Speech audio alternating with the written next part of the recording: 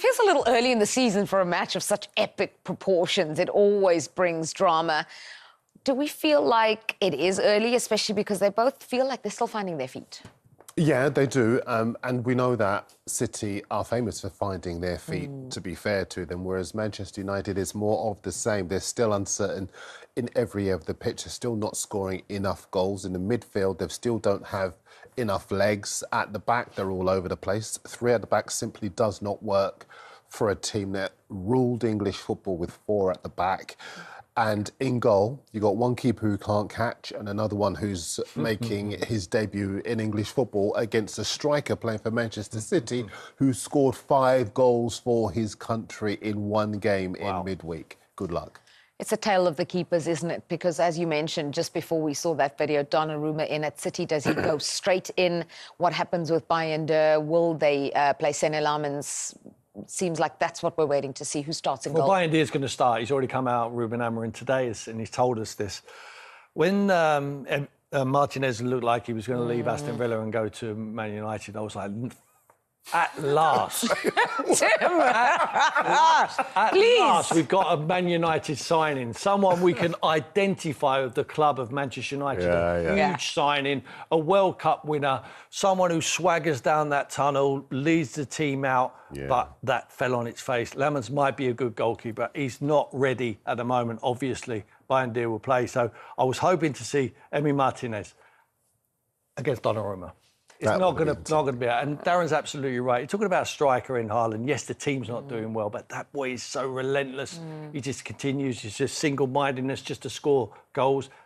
And there's no better team to score goals against than Manchester United. So you believe that Senne Lammens isn't going to start because the manager said it? Or you don't think there's any... 100%. We're talking about the most honest manager in the history of the Premier League. I mean, this man does not tell lies. I mean, he comes out and tells you how bad his team is before the interviewer even asks the question. So, look, if he says Bayindir's going to play, I'm taking his word for it, 100%. Yeah, we've not even talked about Onana because, of course, he had to leave. And Ruben Amorim reveals why Andre Onana had to leave and that Bayindir will start for United in the Manchester derby. Check this out.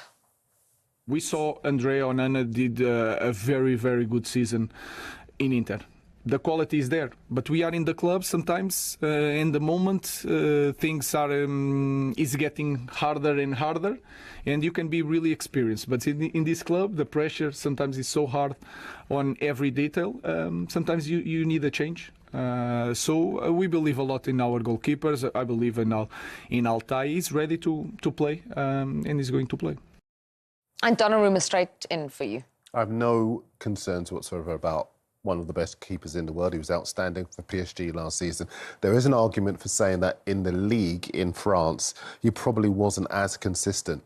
But for me, his authority, the calm, well, you played, so you know how important it is. I think it was Team Flowers who you played in front of. But when you've got a good goalkeeper, that transmits confidence throughout the rest of the side. When you've got someone who's fresh from winning the Champions League, he doesn't come in with any doubts whatsoever. I have got no worries about him and Manchester City. It's at the Etihad. They should make light work of Manchester United. We will do this every time I come on your show. United with 3 at the back simply does not work. And this season's going to be more of the same. Yeah, that is very interesting, especially when you mentioned Bayindir. Did you say he can't catch? I said you said he can't catch? Listen, you look at any bit of footage, balls in from the wide areas, balls in from corners. You look at the goals they've conceded already so far this season and the utter panic in the United back line. Now, City don't have the height, apart from Haaland, to capitalise on that, but I think they will find ways to cause that panic in that back line for United that they can maybe capitalise from with the second ball, maybe find ways to split that defence, which is so uncertain, to find a space in the wide areas when the fullbacks push on. There are so many points of attack against Manchester United. There are no stats that are going to convince me that this is going to be a tight game. City will win. So that chaos that you're talking about in the back line, we saw a little bit of that from Burnley, right? And United getting that winner late on in the end. At which point does Ruben Amorim abandon this structure that he has defensively, or does he stick with it? Well, he should abandon it. He should change his ways. He should tweak it. He's being very stubborn with it. But do I think he will change it? Absolutely not. 100% he will stick to what he believes in. But unfortunately, it'll end up him leaving the football club and have to go and manage somewhere else.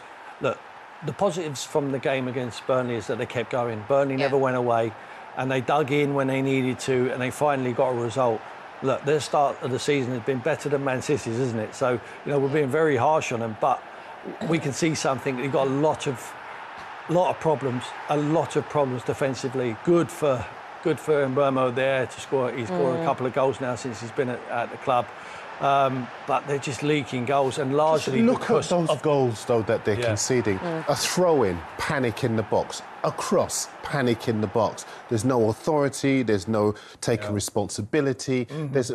You've won the league, so you know what it takes to be able to take responsibility. Are you seeing that? They've got to be consistent. They've got to know, and they've got to believe in what the manager's telling them. And at the moment, it looks like I believe that they can play with three at the back, but they can't play three at the back at the moment because they're not being taught properly.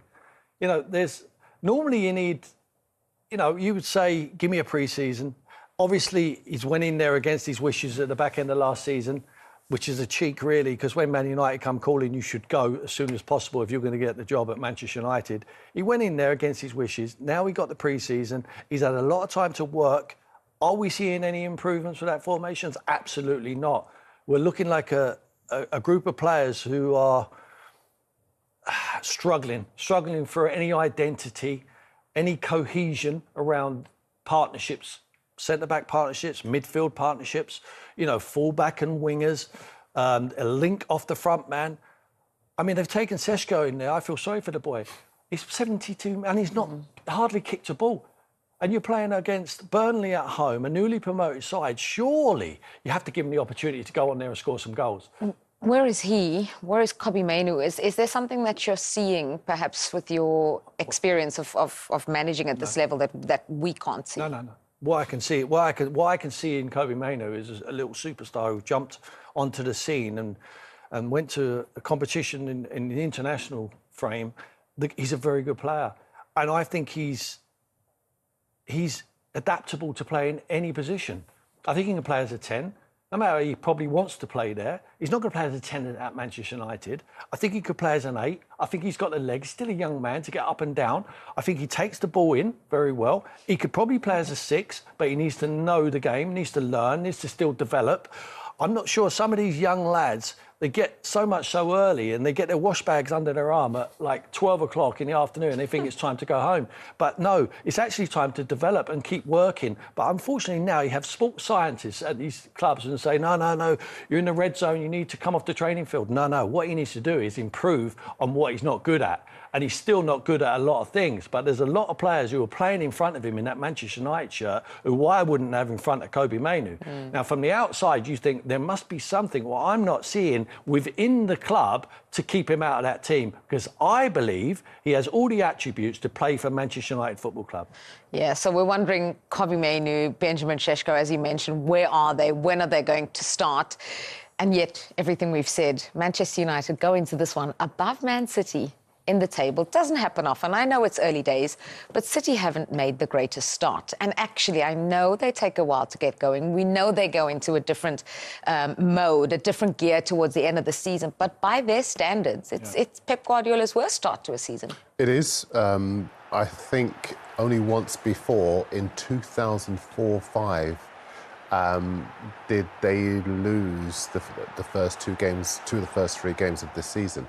And this is also very uncharacteristic of Manchester United.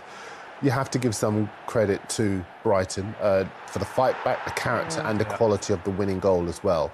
And we can see it here. But I think as far as City are concerned, I'm less concerned. First of all, you've got Trafford there, well, Donnarumma will be a much more imposing last line of defence when he plays, much more intimidating as well.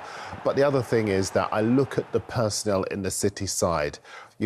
Rodri's back. It's going to take him all. You being a midfielder, you know it takes a while after you've been injured to get back in the groove. Alongside Nico Gonzalez, he's going to form that protective shield.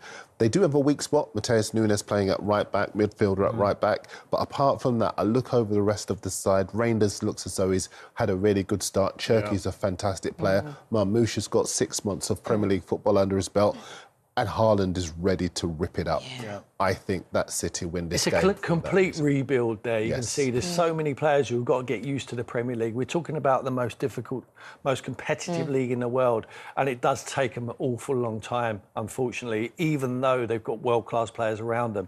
Haaland will put them into a false position until the team are ready to spring and win 10, 15 games towards the end of the season, because that's what they always do. Never, ever write off a Pep Guardiola team.